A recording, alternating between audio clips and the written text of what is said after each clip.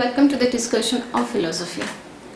Today I am going to discuss about such a book which is very important in world philosophy.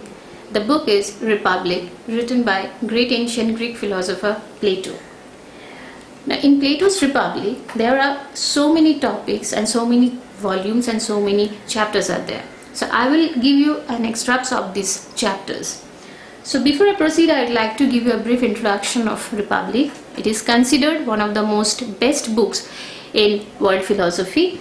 Most difficult and hard topics are dealt with, where Socrates is discussing about very important topics with his friends and interlocutors, where he followed dialectic method. It is said that around 375 BC, Plato compiled this book. So let's start. Book 1. If you go through Republic's book 1, so we can see that there is a long discussion between Socrates and his friends and interlocutors. So the discussion is nowhere they are giving any definite definition of any ideas, where they are discussing about justice. So this is going on like this way.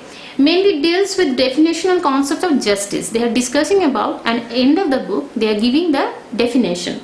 Dialogue between Socrates, then ask Cephalus, Polemarchus, Thrasymachus, Glaucon, so many interlocutors are engaged in this discussion.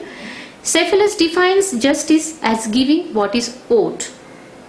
Polemarchus says justice is the art which gives good to friends and evil to enemies, which we normally believe. Thrasymachus proclaims justice is nothing else than the interest of the stronger. Socrates overturns their definitions and says that it is to your advantage to be just and disadvantage to be unjust.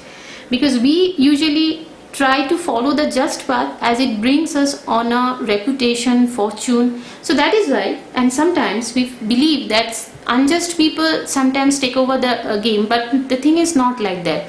We need to follow just path.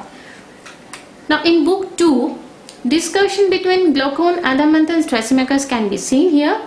They are discussing about origin of justice, concepts of healthy state, a city of pigs, a fevered state. So many topics they discussed about.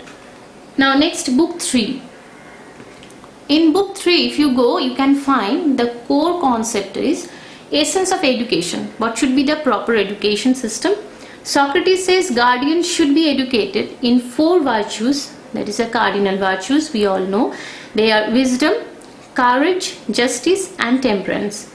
Importance of gymnastics. Why they should introduce gymnastics in society, why it is necessary. And they are talking about good philosopher king and good city concept. Now in book 4, they are talking about happy city, justice in the city, classes in a city, parts of the city and the soul, the city soul analogy, the tripartite soul, rational, spirited and appetitive parts of the soul, that is the tripartite soul, corresponding to the rulers, auxiliaries and producing classes in the city. Now in book 5, they are going on discussing about this topic, so it is going on like that.